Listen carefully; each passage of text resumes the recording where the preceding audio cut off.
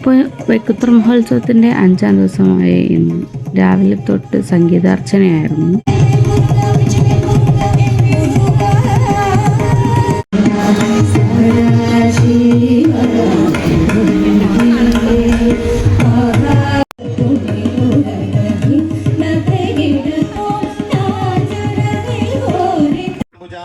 ക്ഷേത്രത്തിനകത്ത് ഭഗവത്സേവ നടന്നുകൊണ്ടിരിക്കുകയാണ്.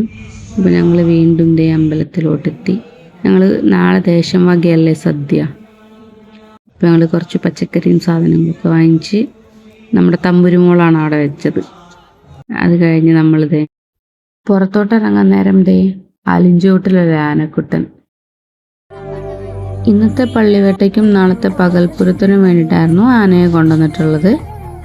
ഇന്ന് വൈകുന്നേരം 7 മണിക്ക് പൈങ്കണ്ണൂർ ദേശത്തിൻ്റെ തിരുവാതിര ഉണ്ടായിരുന്നു. മെഗാ തിരുവാതിരയായിരുന്നു. നല്ല ഭംഗി ഉണ്ടായിരുന്നു കേട്ടോ. അവരുടെ ഡ്രസ് കോഡാണെങ്കിലും തിരുവാതിര കളി കാണാനാണെങ്കിലും. ഇന്നത്തെ വിശേഷങ്ങൾ ഇത്രയേ ഉള്ളൂ. ബാക്കി വിശേഷങ്ങളായിട്ട് നാളെ കാണാം.